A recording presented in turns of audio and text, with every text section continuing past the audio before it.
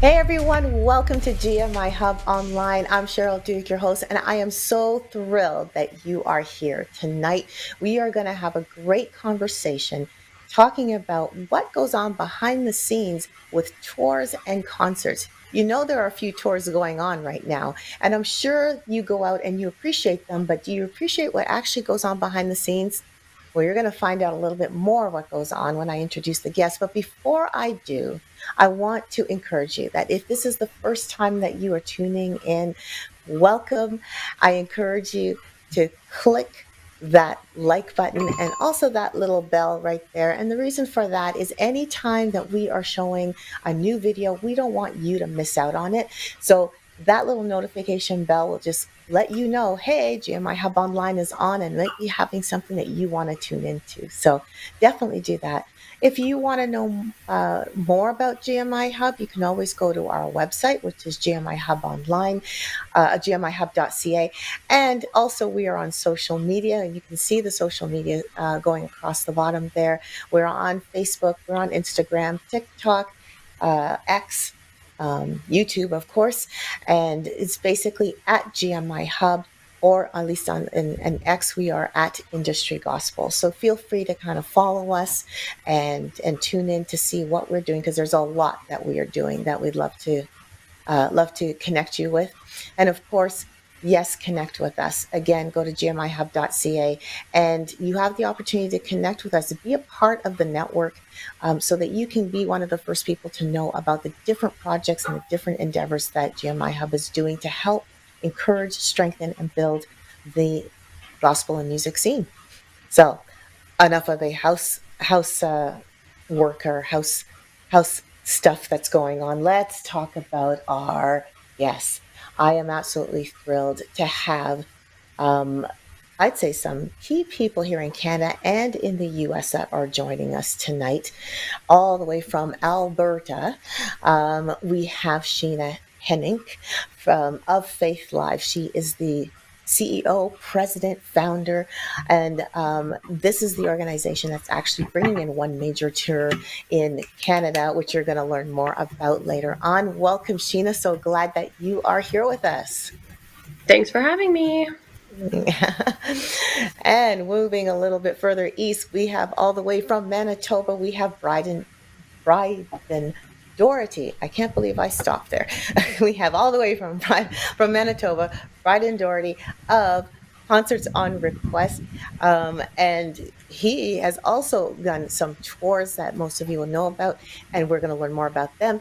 Bryden, say hello to everybody. It's a pleasure to be here. Hi, everyone. Awesome. So glad that you are here.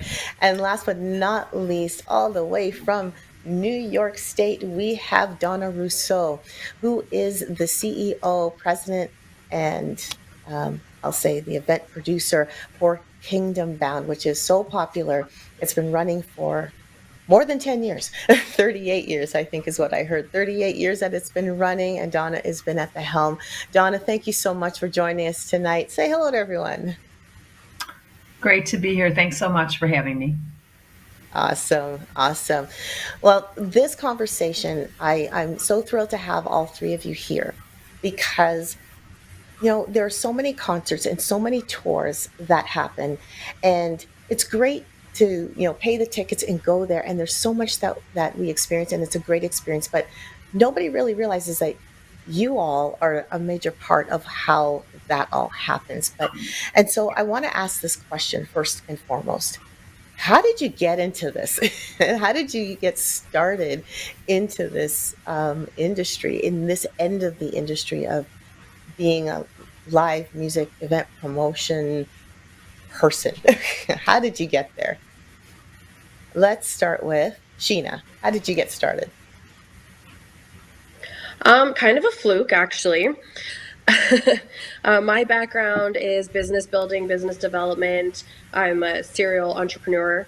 My husband is a paramedic, first responder, and a singer. We were looking at having him hop on some tours, but we're finding it really difficult in Christian rock in Canada. There's quite a few worship tours, worship bands that go around consistently. But when you talk about Christian rock, one, churches don't totally want a rock and roll to come in, so it was a little bit harder to find something to get him on. And in the same sense, I was noticing that that's a big chance. That's a really, really, really big, scary chance to possibly bring in some of these rock artists from all over and hope that they do well. So we kind of saw a gap in the market. And how do you get your husband on stage? You build a company. So that's kind of what we did. Our very first tour was Petra. And we did the Canadian tour with Petra, and it went really, really well. And I think we both kind of went like, this is definitely something that we're lacking. It's definitely something that we need.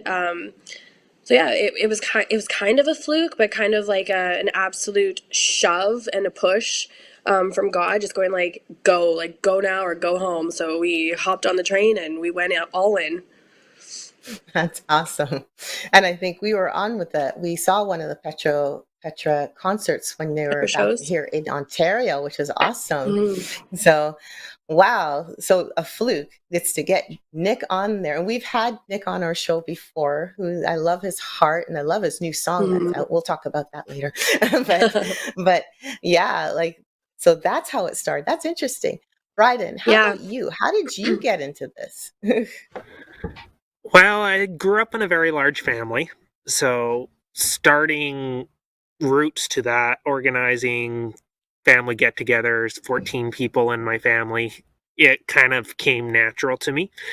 That being said, as I began to do it, I began to see that artists were needing a platform locally in order to have their music heard, and we have a heart for discipleship. We have a heart for training up the next generation. So we said, why not create something that families can get together, they can have family content on, and we can add that aspect of discipleship to it and begin training the next generation of musicians, whichever genre they be in, primarily Christian though, they have that opportunity to have a stage that they can learn on, that they can be taught from, and then have their music heard, and we can come alongside them and disciple them to become a better person and a better artist, first of all, and from that impact the lives of people, because their life testimony is completely different than what an average person would interact with meeting a mainstream rock artist on the street. That is amazing. I love that. I love that. Discipleship right in the middle of that. That is awesome. And now you said you're from a big family of 14. So where are you in the 14? I'm closer to the bottom. You're closer to the bottom. Wow. Wow. Yeah. That's huge. I'm number 13. So you're number 13. Oh my goodness. Wow. Yeah. Do you get a lot of family support when you're doing all the concerts and everything, or no? Are they My involved? family is spread out in a different area. A lot of my family have different businesses and things like that they do themselves. So in that regards, it's kind of hard for us all to get together at one place on an average day sort of thing. So they support me in what I do from behind the scenes, but not necessarily show up at every single show that I do. Makes sense. It makes sense. That's amazing. Donna, talk to us. Tell us your story. Well, in 1986, I was on staff at the church that I was attending, and our youth pastor and our senior pastor were meeting with the founder of Kingdom Bound, Fred Caserta, and the conversation was centered around starting a Christian festival in Western New York. I was really kind of unaware of that. I had already attended, as I had said earlier when we started out, I had attended a Christian festival in Ontario in the late 70s. So I was familiar with the concept, but I wasn't sure how that was going to pan out. And so the youth pastor, he was not only our youth pastor, he was studying to become a doctor. So he came to see me and said, hey, I got to go take my MCATs. He said, but we have to do a mailing for this festival. And I'm like, I have no idea what he's talking about. He goes, but can you oversee the mailing? So I said, yes, I will do that. So I went over to where this group was meeting on a Saturday, oversaw the mailing. And later on, I sat and talked with him. And when he came back, I said, what exactly are we doing here? So he asked me if I was familiar with the festival called Creation, which at the time was taking place in Pennsylvania. Some of you may be familiar with it.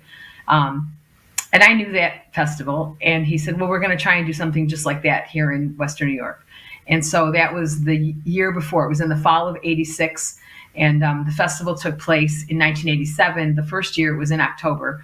And so I kind of went to the founder and I said, hey, I've only just worked on this mailing, but I'd love to be involved if you think there's a place for me to be involved. So the first 3 years I served on the prayer team and helped to work on the ministry format and what we would do with people when they came forward and received Christ, and gave them some discipleship tools.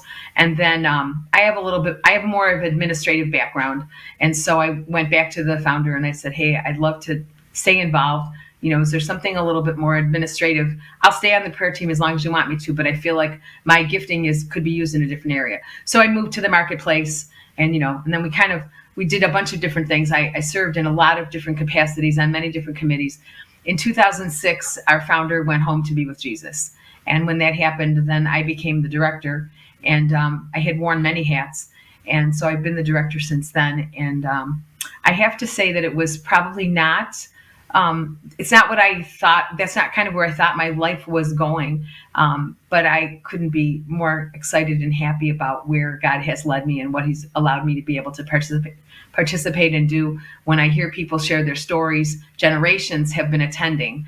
And so grandchildren have gotten saved. And when I see families coming together and worshiping together, it blesses my heart that they're together and that the festival has had an impact. Now, and then along the way, we added concerts. So Kingdom Bound is not just a one-time a year festival. We are a 12-month-a-year ministry, and we do on average anywhere from 6 to 10 shows a year, primarily in the Buffalo, Rochester, Syracuse area. We've done a few things in Erie, PA, but so we definitely work in the concert arena besides the festival.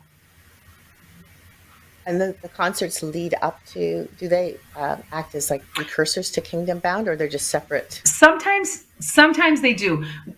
We kind of go both ways. We try to bring artists in who we're not able to get to the festival, or we'll bring an artist in who's going to be at the festival, and then that's a promo. We'll be able to launch from there, say, hey, if you haven't met this artist yet, or you haven't had the opportunity to hear them or see them live, now you'll get to see them here, and then they're going to be at the festival. So we try to do a little bit of both, but we usually kind of pull back starting in the month of May, because it takes a few months to be able to pull the festival together. And so we don't try to do them simultaneously. We'll pick up concerts again, usually in September, and go through till March or April. Right. Awesome. That is awesome. So very different backgrounds in getting to where you are, but now you're where you are. So now comes the question of what's basically the first step? What goes into planning a successful tour or concert?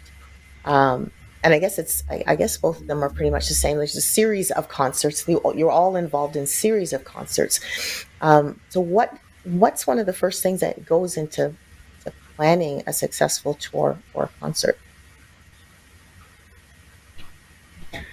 Bhryden, we'll start I would with you. say there's a lot of detail in that. Every concert and every tour is very different than the first one that you did, although that has fundamentals based out in the outline. You really have a very different genre depending upon the artist you bring in, or a different audience depending upon who you're working with. And you can't really say each event is going to be exactly the same. You have to prepare for things to be changing. On the road, things can change super fast. I would say your biggest thing to begin preparing for it is know that this is something that God's calling you to, especially if you're a Christian, because things change so fast in this industry that sometimes your head is still back there, and things changed in front of you, and you have to be able to adapt to the situation with a calm head to be able to work out the scenario. That would be probably my biggest concern or piece of knowledge for people. It's not something that we take for granted every day. A lot of people will say we work with celebrity status. They get a little bit starstruck when they see the artists we work with and stuff like that. It's a very high stress job some days. And knowing a very low sleep demographic. Oh yeah. some days I sit there dreaming about what I'm supposed to be doing the next day. Right? Yeah. Oh my gosh.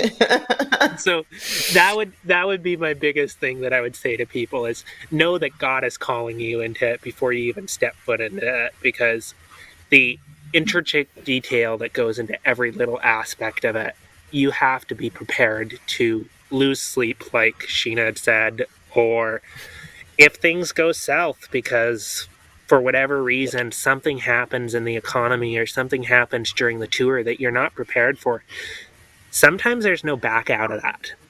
And you still have a contract signed, and you need to know that, first of all, you have a connection with God to know that no matter how rocky things get, you still know in the future that He's got your back. But it doesn't deal with the scenarios in life at that moment. It gives you a little bit of calm, but I'll tell you, your head's still going frantic back here. And I'm sure there's all kinds of challenges. Like when you talk about that, I go, so many different challenges that can come that you have to deal with. And, my finite mind would think of things like, I don't know, maybe an artist that you're dealing with missed their plane or something like that. I don't know if that's one of the things you deal with. That happened. Really? Sheena, that has? Oh, yeah. So many times. Petra, actually, the All first the time. show that they came, John Lowry, who was like, he's like Petra's like guru, keyboard, all of his sounds, everything. His entire keyboard got lost. He missed a flight. His keyboard ended up like somewhere across Canada. No idea where it was. So they had a show in like 5 hours, and I'm running around store to store. And he's rebuilding a keyboard, and that was like that show. Like that, it doesn't happen without that keyboard. He had his tracks, his everything was on there. He's the manager basically that does all the backtracks. So we had to rebuild an entire keyboard and get him on another flight to get him where he needed to be within a 4-hour period. Oh my It happens. goodness. And you know what? Sometimes it happens right in Canada. I also on the last tour had Christian Borneo, who there was another gentleman named Christian who is Petra's drummer. There's like another one that had a criminal record, and he got stopped at the border. He got stopped in Canada and couldn't get through, and his show was in like 4 hours, and they were there for like 2.5 hours, like getting drilled. And then finally, it's like, oh, you're not the same Christian, okay? And we're like, ah! Oh, no. What do you do? Oh, I know we another. brought Jordan. Go ahead, Go Donna. for it, Donna. I was just going to say, we had Jordan Feliz at the festival 3 years ago, and his plane got canceled. He rented a car and he drove to the festival, and he got there. I don't know. I think maybe an hour before. And we line checked him and got him on the stage. And we were so impressed that he didn't just call and say, "I'm not coming." He he had the foresight, rented a car and drove. I think he might have been like in Ohio. It was a few hours that he had to drive, but he wasn't going to miss the festival, and he was there and played, and he did a great job. So yeah, I mean, we know we had one scenario where, and I want to say it might have been Audio Adrenaline, and it might have been one of their last shows, and they were late, and so the stage manager, he was queuing all the sound checks into the system with them on the bus as they were driving, and so then they literally pulled in and jumped off and got on the stage. So yeah, it certainly does happen. It's very nerve-wracking. You pray a lot. You pray a lot. So. You pray a lot. Yeah. And one thing I was gonna add about when you say, hey, what are some of the first things you do? Like praying is one of the first things you have to do, because I agree. Yes. If you aren't called to do this, you're gonna just frustrate yourself and everybody around you. Yeah. But also, I learned this early on. You don't book like your favorite artist. Like that's not the goal here. Like, hey, they're my favorites, so we're bringing them in. No, because a lot of times it depends on who's touring. So you're subject to who's going to be in your neck of the woods, and then you look and say, okay, is that a fit? And our founder, Fred Caserta, he used to always say this. He'd say, we hated when he said this too. He'd always say, you have to look and see, do you have the resources to do what you want to do? He goes, because if you come to me and tell me we're going to do this show and we're depending on the ticket sales to pay for the show, he goes, that's like going into the grocery store, filling your cart, getting to the register and buying a lottery ticket and hoping you're going to win so you can pay for the groceries. He said, you have to have resources in place in order to do the concert. Otherwise, you're going to be sitting with the manager at the end of the night in the office crying. One of you will be crying because you have to write the check and pay them. And so I used to always think, why does he always say it that way? But I've learned over the years now, it's the truth. And so sometimes we'll hold out and not be able to do something because we're looking and saying it's a little bit of a risk and we don't have those resources. Other times we say it is a little bit of a risk, but we feel like God's in the middle of this and we're supposed to do it, and we step out. So that's why an active prayer life is very important. I sit there like hearing all of you. I go, I don't know how people who don't know God do this job, right? Like, that's oh my gosh. Yeah. So I think it's different too. One of the things that I don't know, like, it's just something that's not really talked about, but when we started, it was like, okay, book a band, put them on the stage. Like, you think that it's like A plus B. You don't realize that it's like logistics, routing, venues, lots of venues. You have to even check their sound. It can't just be, okay, this place is open. Do they have the right equipment? Do I need to bring in equipment? Am I renting equipment? What's the backline going to look like? Do I need to get stuff in for that? Is the band bringing stuff? Are we bringing stuff? I didn't know anything about that. Now I can talk to you about backlines and inputs and outputs and all the other things that Right. who knows what that is, right? So you really end up learning a lot. Contracts, marketing, travel, sound production, hotels, meals, vehicles, EMS, security, all of those things are so crucial and so important for a tour and for a festival. You need to have all of your ducks in a row. You literally need to be an extremely organized, diligent person that knows how to distribute tasks. So if you try to do it yourself, you're toast. I tried doing it myself, I was toast. So, like, for me, I had people like Bhryden literally step in and go, do you need help today? Because we're here. And that was a lifesaver for me. And it really taught me how to depend on other people as well in the same industry, which can be difficult because in a secular world, you're like, competition, you're coming in.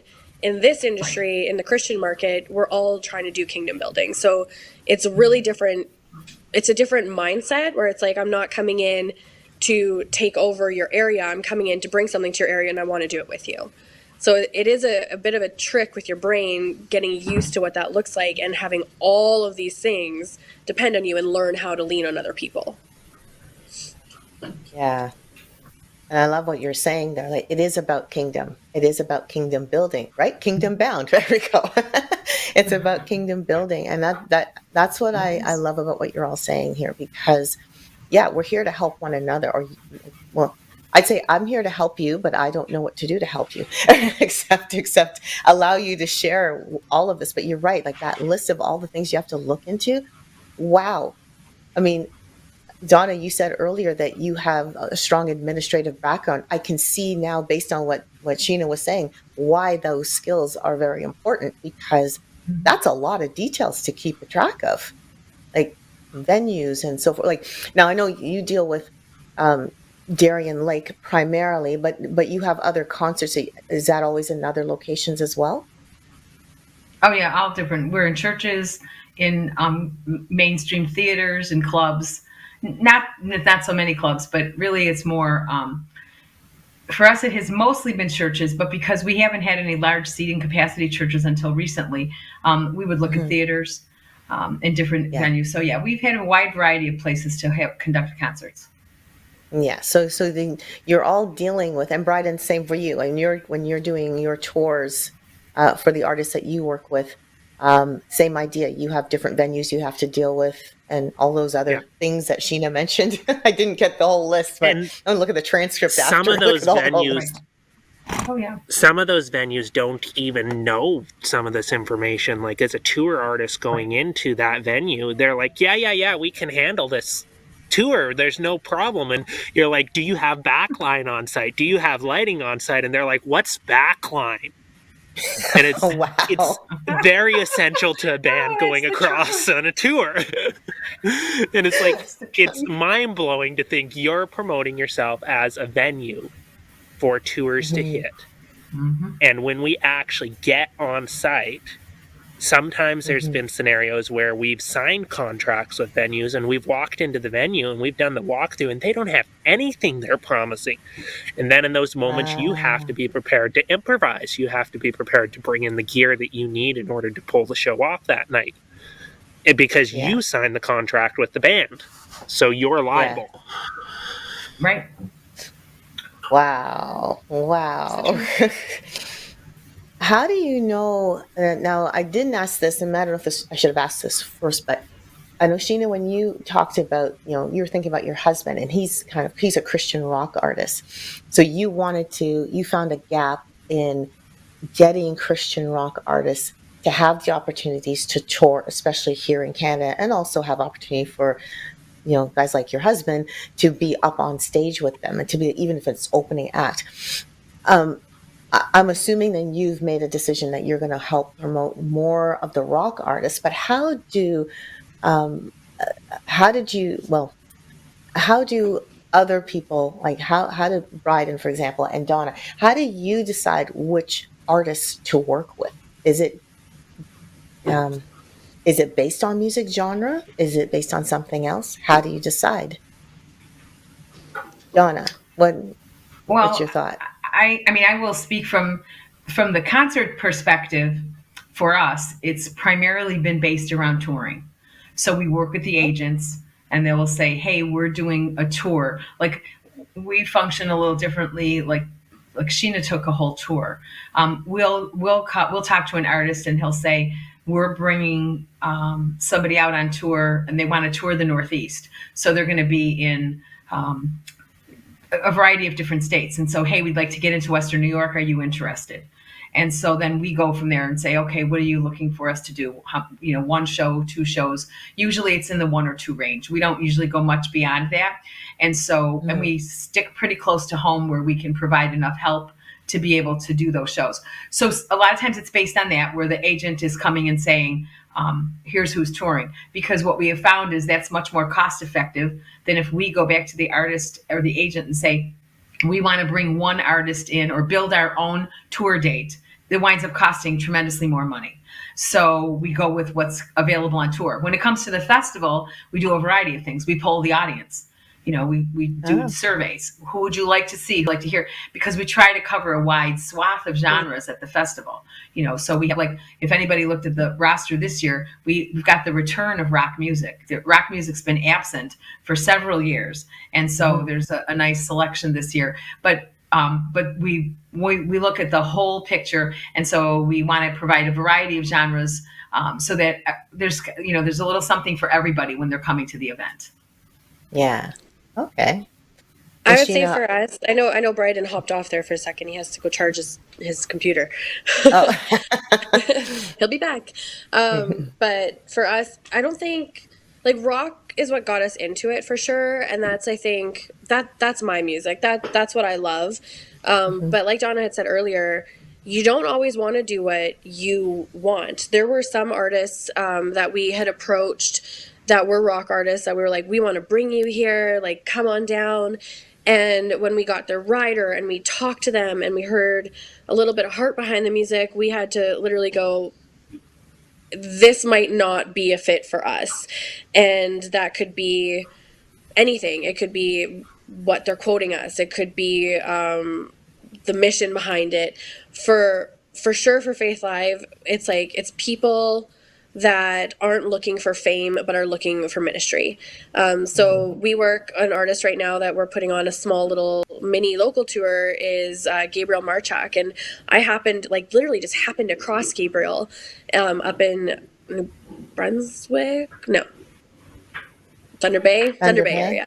But he's a little folk artist. He literally is like an Ed Sheeran in Christian music, like absolutely incredible, and like so not rock. Like, this kid does not wear shoes on stage. He's like, the outdoorsy boys boy. And there was everything about him I adored. His heart for ministry, the way that he would he'll volunteer his time at camps to work with youth and bring people to Jesus, and his heart is so in it that I just wanted to work with him. Like, I was like, I don't know what you need, but how do I get you on stage? Because you are somebody that needs to be on stage.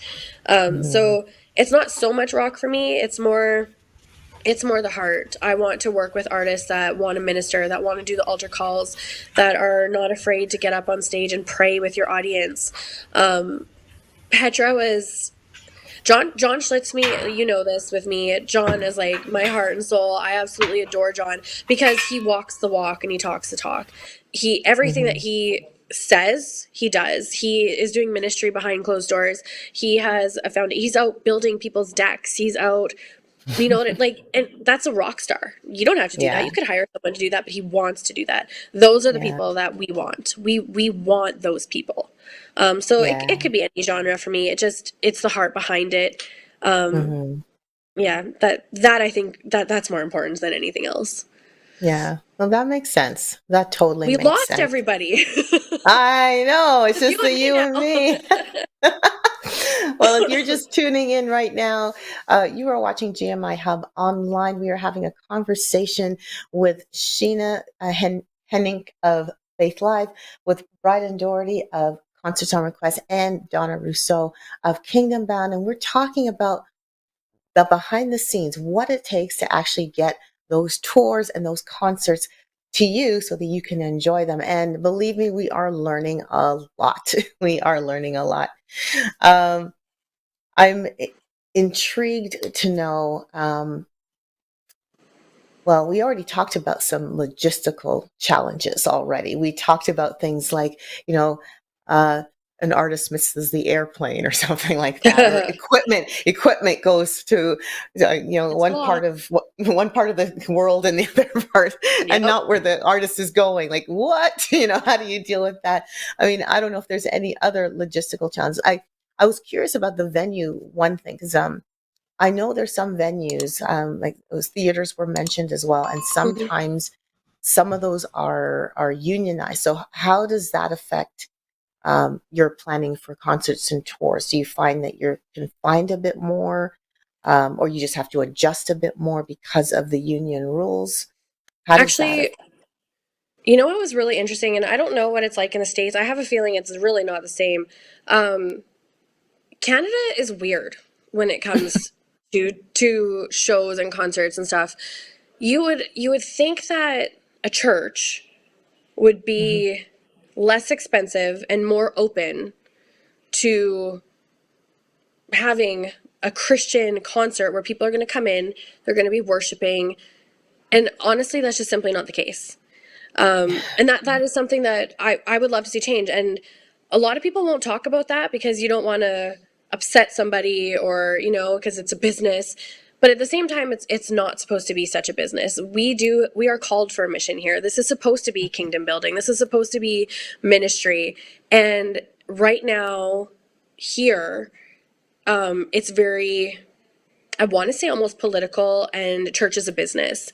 And I don't love Mm. that. So with the Petra tour, there were a few churches. We were in a few churches, but with the Newsboys now, I'm only in one church. And I picked that church because they offered the church. And that church was more than willing to get in there and do the dirty work. 90% of the time, and Bryden, you might have a different experience with this, but 90% of the time, the churches in Canada are more expensive than the venues. So I can go to a theater and have a full production and a team that is loading, unloading. They have the backline, they've got the lights, they've got the sound system, they've got the seating, they're doing the ticketing. And that's going to cost me the same thing as a church where I have to bring in the backline. I need to bring in a sound guy. I have to bring in lights. It Mm. shouldn't be that way. So when Yeah. I'm out hunting for where to put these bands, it's cheaper for me and Hmm. less work for me to go into these theaters, but I want to get them into churches.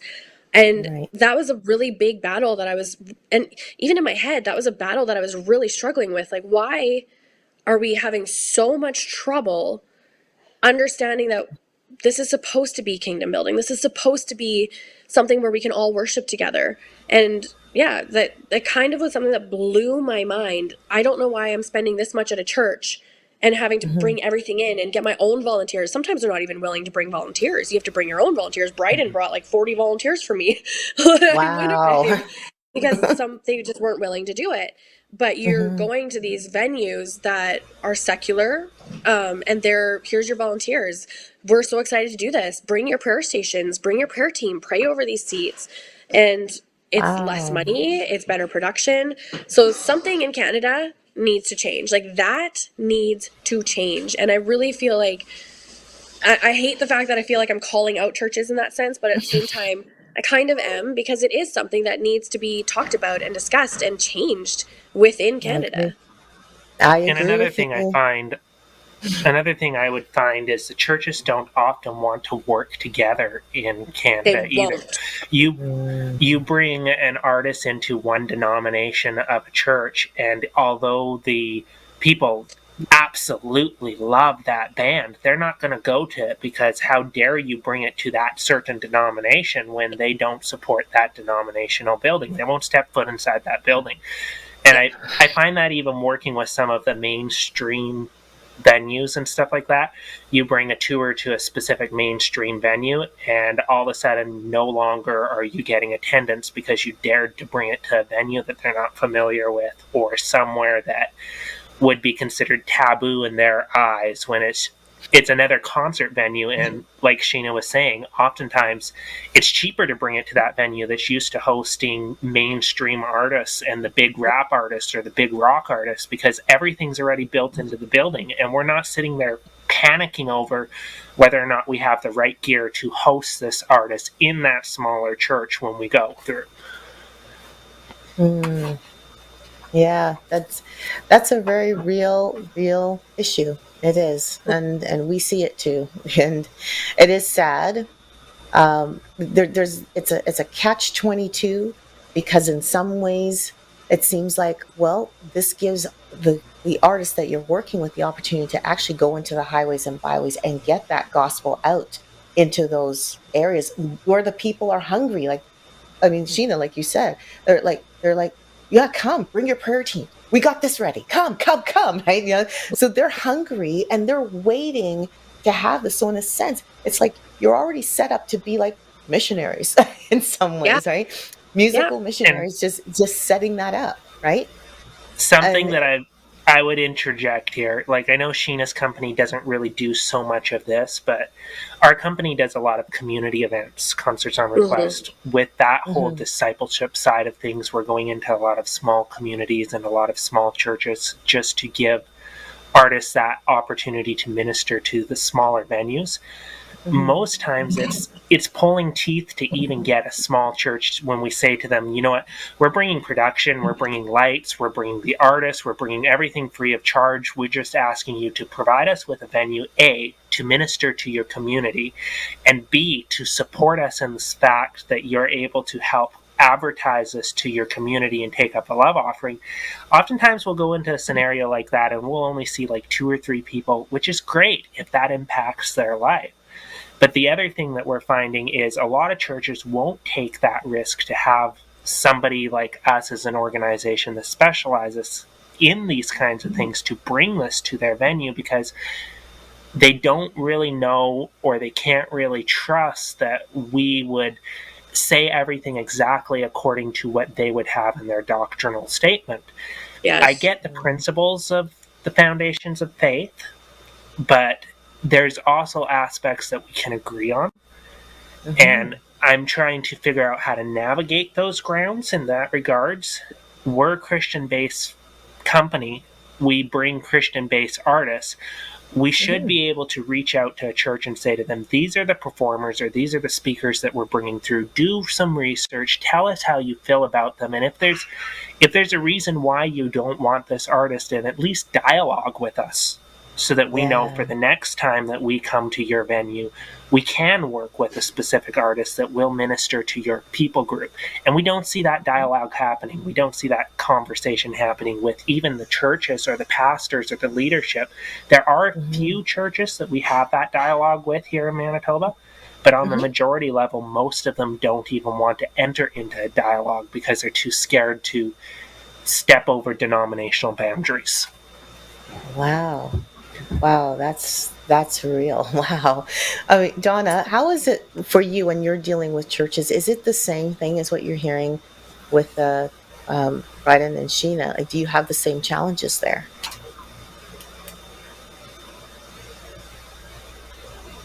We have the unique opportunity. We get to work on both ends. We work with the union. When we're doing the festival, it's a union venue. So we have a combination. We use union and we have volunteers.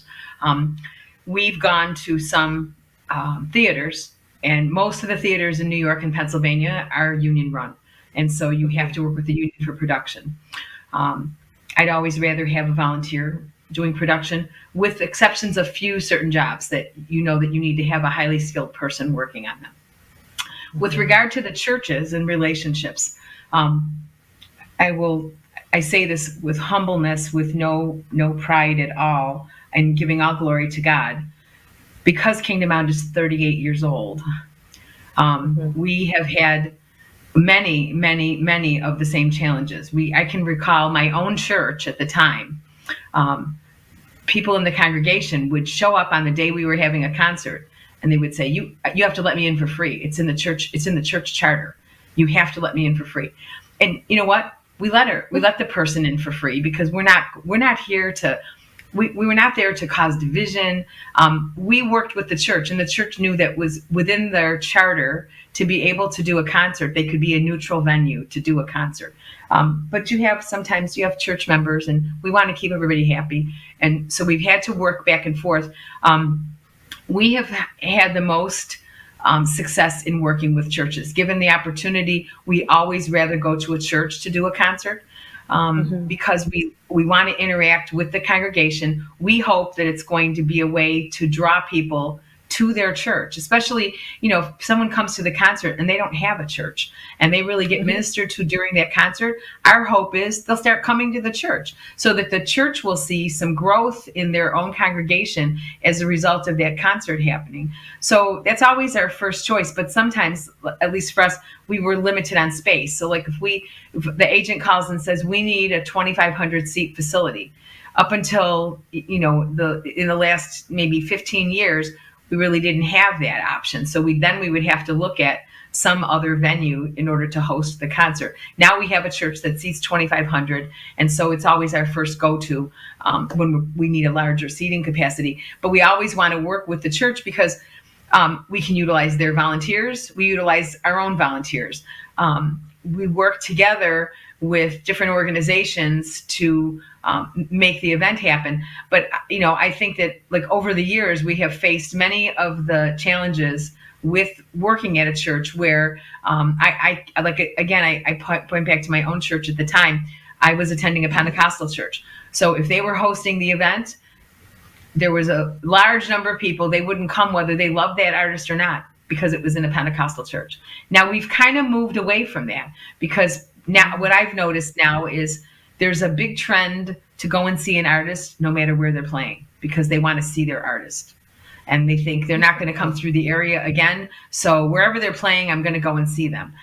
So I think, we've had those challenges. We still occasionally do create, Hmm. or have that situation come up again, but for the most part, we've moved past, and the churches they've come to the place where they do trust that what we're going to bring into the building is what we say we're going to bring in. And when we say to them that it's no risk to them, it will never be a risk to them. And once they Hmm. realize, because a lot of times churches are very leery, they're going to wind up with a big bill after everything is said and done. They're going to wind up with a big bill that they have to pay. And so we're always very reassuring to say, even if we're on the loss end, we're taking the loss. We're not passing a loss on to them. And that Hmm. gives them a little bit of assurance. So maybe it's just a matter of building that trust because um, Sheena and Bhryden, obviously you haven't been doing this for 38 years, so like, but We but haven't, but it is actually just not the same in Canada. I work with a bunch of yeah, promoters in Brighton. I think you do too in the States, and they're like ripping their hair out when they're trying to do stuff here.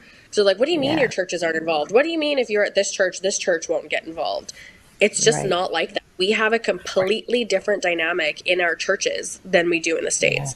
And that's I can do a tour, not a tour actually. I can book something in the States, and I have, and it's gone smooth. The church is involved and they want to be involved, and other churches have come in and actually helped that church. They've promoted it, hmm, they've sent volunteers. It is pulling teeth here. It is a completely different ball game, and I don't know if it's always been like that here or not. I'm still really new, but hmm, for sure the last few years it's a church here is almost a business, and yeah, that's what I want to stop seeing. I don't want churches to be a business. So one thing that we're doing, and we're doing this with the Newsboys tour, is we're doing a ministry fair before the concert. So we've oh, invited, so in Calgary, for example, there's 8 churches that are all coming. We've given them a table because we're not in a church, but we don't hmm, want people to be scared of church. So who wants to come and introduce their church? You come and have a table, come set up. Maybe someone needs to talk to you about what your church looks like. Maybe they have questions, but they're scared to walk in your door. So I'm trying to mm, find a way to get these churches involved without putting it in a church, because then other churches aren't going to get involved. So it's like, yeah, well, come, be set up, talk to people, let them see your heart, let them understand what your church is about, and do it in a neutral space. So that's kind of like my little catch 22 and what we tried to set up for this tour anyways. I That's a think great that's an idea. awesome I, idea. Yeah, Yes, I think excellent. that neutral space is the key. Like, Yeah. we work with several different events here in Manitoba as well. And that's the thing that they're running into too. We're working with a promotion company out of Saskatchewan who's going to be doing a huge, I'm talking huge event here in Winnipeg Mm-hmm. in 2026. Mm-hmm. And with that being said, they're running into the same things here in Manitoba that we've been running into for the last 10 years of my company's operation.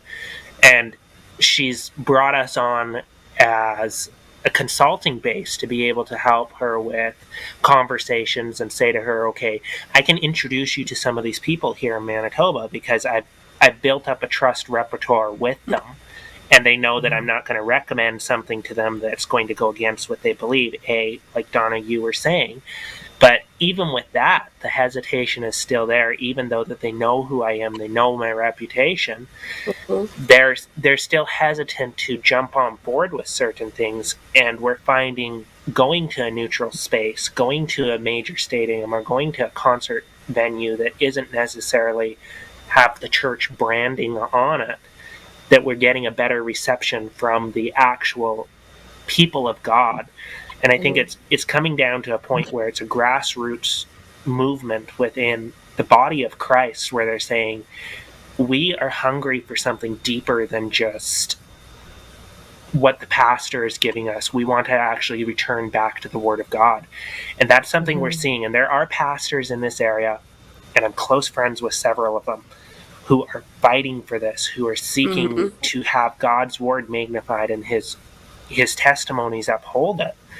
But at the same time, there's still that conflict going on within the body of Christ here in Canada. And I think it's generally everywhere from what I've seen, that they don't necessarily want to take that extra step, or it's not necessarily that they don't want to, they don't know how to.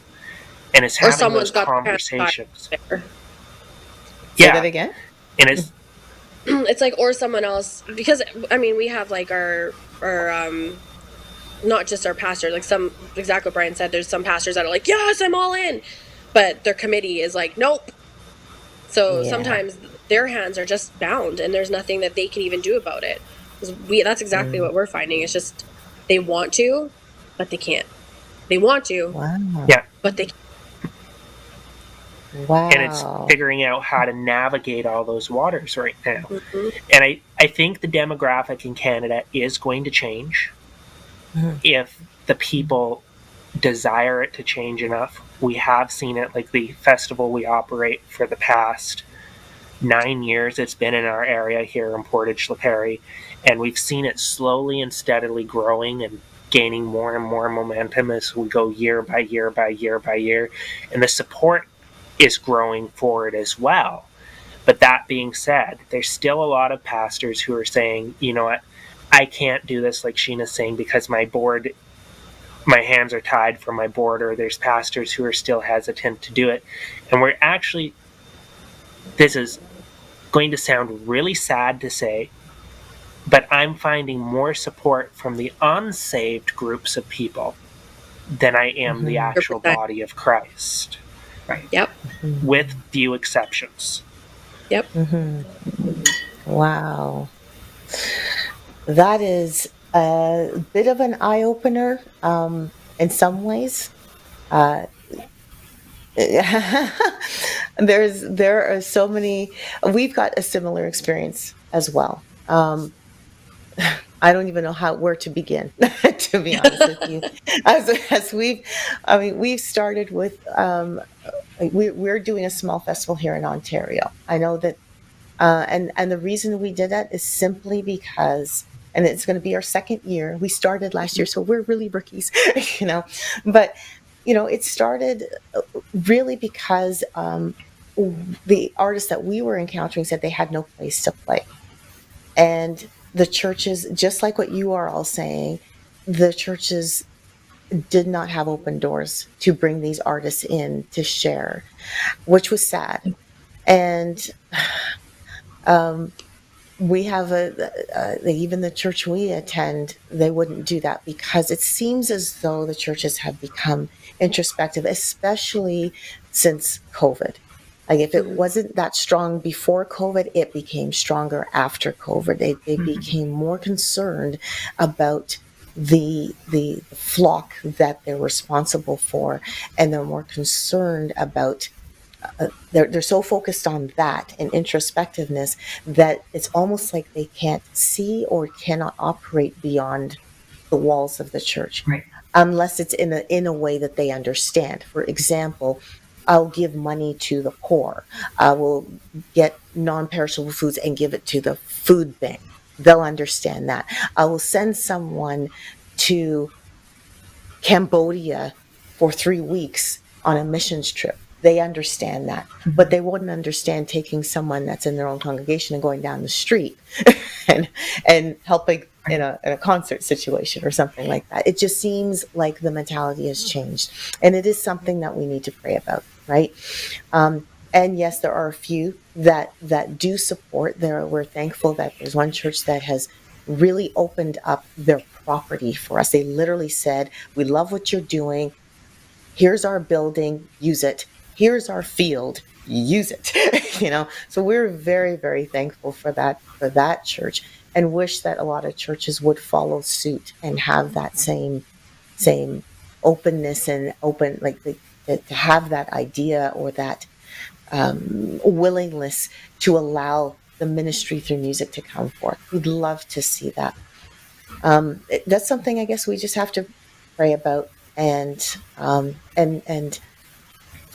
one of the questions I was going to ask you, which I already think I know the answer of, with most of the concerts and tours that you're doing, you probably have sponsors. Are these churches, or are you finding any of the churches actually sponsoring your efforts, even if they don't open their building to you, even if they say, we don't have the volunteers or whatever you need, or we're going to charge you $8,000 and you still have to bring everything, and or all that, whatever the charges are. I'm being arbitrary here, but do you find that churches will even be willing to support what you're doing, to support your tours or to support your concerts? I wanted to add one thing before we dive into. Am I muted?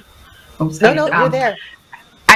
I wanted to say I did not want to come across to say that we think that we have arrived, because we have not. No. I think that some of the challenges that we face are more cultural than looking at the actual venues or denomination, where Western New York still is a very territorial area culturally. And so that has created some obstacles. So I just wanted to make that clarification. We still are facing some of those same challenges. And to kind of dovetail off of what you were saying before, I really believe that in this post-COVID generation or era that we're in, we found the same thing, that many churches are much more introspective. They're afraid to lose their people. They haven't really fully come back to where they were. They still don't have all their congregations coming back into the building. And with regard to sponsorship, I feel like most of the churches now that we work with, we're in a position where they will charge us to be in their building. And I feel like they have to, because they have not been able to recover since the COVID years, where prior to that, we'd work with a church and they'd say, you know what, we would normally charge you $2,000 to use the building. We're going to waive it, or we're going to charge you $1,000. Now, many of them are in a place where they have to charge it. We're happy to pay it because we know that financially they're looking at it that they either need to earn some revenue off of the concert, and one way to do that is by charging a venue fee. So when we look for a sponsor, if we are having a sponsor, if it's a tour, sometimes the tour brings the sponsor with them. So you don't have an outside opportunity. Like if they have an international organization traveling with them, then you don't usually have an opportunity to bring in local or regional sponsorships. But if we do, we tend to try to bring somebody in, a ministry organization from our area who wants to invest in the concert, and then we give them stage time or do whatever along that line. But the churches, at least our experience in more recent years has been, it hasn't been as easy for them to financially invest in the events. Yeah. Are you finding I would that second too? that. Yeah. Yeah. I'm finding that. Go ahead, Bhryden. I'm finding that as I'm reaching out to more and more churches locally, with one exception to one church last year for our festival, who did find themselves in the position to be able to support what we were doing financially, the majority of the churches here in Canada don't have that budget in order to be able to sponsor a tour in that way financially. What you would have to do is you would have to reach out to the individual business owners, and quite frankly, a lot of those are struggling here in Canada at the moment, just because of our economical way our economics are running here across Canada. So it's sponsors are a hit and miss thing.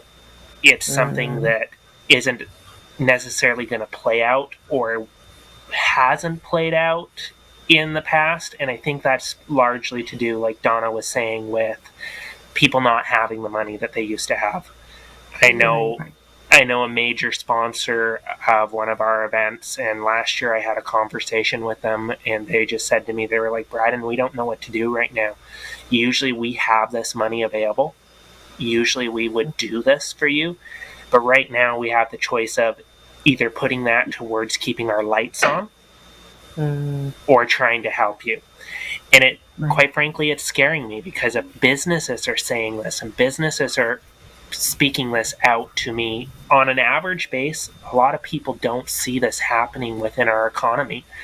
But if businesses are saying this to me, who have a relationship with the owner of the company, what is coming for our country and what is coming in our economic stand right now? Because if they can't pay that, the next step is the families won't be able to pay it. And I'm seeing that already begin to pool into the lives of individual families, where they're giving up things that they would consider pleasure here as concerts right now. That's something they can live without at the moment. It's something, and it scares me because that's my livelihood. But quite frankly, to spend a $65 ticket on a concert, or to spend a $25 ticket or even a $10 ticket on a concert, when they have the choice of spending that money on that, or putting the $10 on their mortgage, or putting the $10 on putting a meal or food plate on their family's table, what are you going to choose as a mother? What are you going to choose as a father? I know that I would choose to feed my family. That's natural instinct for a human being. And I think that's where we're at right now. Churches are finding it financially strapping. They're not necessarily able to pay for things first of all, through COVID, a lot of people went home to their living rooms and streamed online. And while you're streaming online, it doesn't really give you that incentive to donate it quite as much. Or in the physical building, they never actually began to return to the building for several different reasons. But that's the reality of it. So churches are struggling. I talked to a church recently. We were working on a major tour here in Manitoba that came through with a huge promotion company, and we kind of helped them behind the scenes with a couple things that were happening. And I got talking to the lead pastor because I had access to the background and that kind of stuff. And he said to me, he's like, Bhryden, we do a lot of hosting in this building. He's like, you know that because you've been here several times with the different tours going across Canada. He's like, that's something that we would normally jump at. He's like, but right now our rental costs are so high.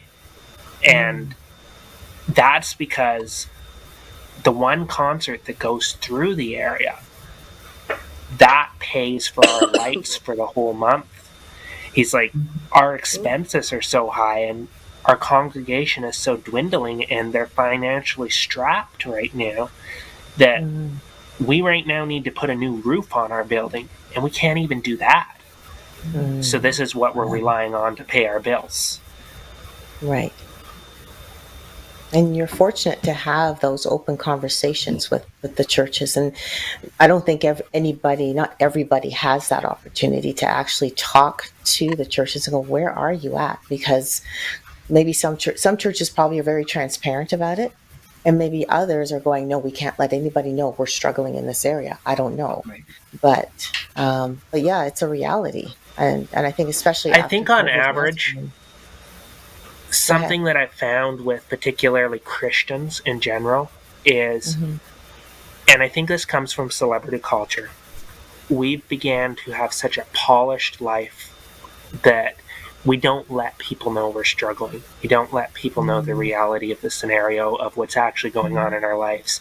And something that I'm seeing kind of a trend switch right now in even the music industry is a turn to folk music, a turn to the more raw, honest truths where artists are going, you know what? This is who I am. This is the reality of the scenario of what I'm going through. And people are so hungry for truth right now. They're so hungry for reality because all we've seen is the polished versions, and we don't know that behind the scenes, that musician who's up on stage, who's singing to you that day, is having a mental breakdown behind the scenes because he can't pretend anymore. And I think it's coming to the point we have to begin to support these artists and these people who are coming out and speaking truth and saying, you know what, one of the artists on my roster, Preston Tangi, he's an artist that we work with locally, and he's somebody that our organization represents, and we book him. He has a testimony that a lot of churches would not let him speak from the pulpit or from the stage. But when I watch him go into, like, he goes into addiction recovery centers and he goes into those kinds of scenarios, and he tells them the story of him being addicted to drugs and how Jesus changed his life and completely changed it. And it's not something that is an instant change. We expect just because we say a prayer that it's going to change immediately. It's a journey walk. This man went through 3 years of a journey walk. And even today, there's still things where he's like, I can't do this because it's a trigger. Yeah. Why don't we have these raw and honest conversations with people? You know how many people that I've heard after he's sang on stage and he's told these testimonies to the people and he's worked with the crowds and he's been raw and honest with them. They come up to him and they say to him, that gave me hope to continue another day. That gave me hope to live another day. Yeah. We don't have that. And I think it's the polishedness of Christianity. We've been taught that we have to be okay. We have to fake it, that Jesus has made everything new. And the reality is that doesn't happen. It's a daily walk with him. Turning closer to Christ. That's it. And in your positions, you're generally doing that. You're generally trying to support these artists and letting them know that they can be real, and you're supporting that testimony. You're giving them that venue or set of venues actually to actually share their testimony, which is amazing. Sheena, did you have something to add to that? I thought you were going to say something. Did I cut you off? No? Okay. I didn't know if I did. I thought I cut you I off kind of always earlier. just have something to say, so it's all good. Totally fine. We have a couple events that are also coming up. We have HubFest, which is at the beginning of July. So you can always come to HubFest. And then when you're done with HubFest, you go down to Kingdom Bound. so, um, so we have HubFest happening July 1st.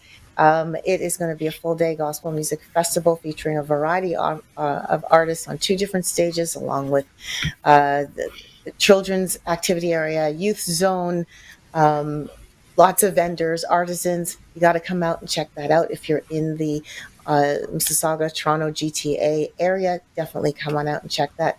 As well as we do have the CCAs, or the Christian Creative Arts Conference and Awards show that's coming on. That's in the middle of August. That's August 15th and 16th. If you would like to know more about that, go to gmihub.ca to get links to both hubfest.ca and christiancreativearts.ca for all that information. So, lots of different things happening in North America. And I am absolutely thrilled that we've had Sheena from FaithLive, Bhryden from Concerts on Request, and Donna from Kingdom Bound to share with us what they do behind the scenes when creating concerts and tours. And I hope that as you're watching this, that you actually, I hope you're totally blown away. I hope you're surprised, because I know I walked into this conversation think I was expecting stats, I was expecting all kinds of different answers, but when all I kept hearing was that God is glorified, that it's the kingdom, that we're here to work together, that, man, there is power in one. There is the power in one. That's what I'm seeing here. There's four of us that are here in this conversation, and there's many of you that are watching, but there's power in one. We are serving one God, one Spirit, for one purpose, which is to glorify Him and to get the gospel out there. So, you know what? This conversation was more than meets the ear, more than meets the eye. Next time that you are going to, if you're going to the tours that they're at right now, that they're producing right now, or the concerts that they're producing, whether it is the Newsboys, whether it is, I'm sorry, Bryden, I forgot the man's name, Heaven's Brother Brother Yun. Yoon. Brother Yoon's tour, whether it is the Theology Project or Kingdom Bound, whether it's what we're doing, take the time to meet with Sheena, Bryden, Donna, if she's in the public area where you can see her, and and even the team of GMIHub, and meet us and let us know how these events are affecting you. We're interested in the impact it has on your life or in the life of a friend or a family member that you're bringing.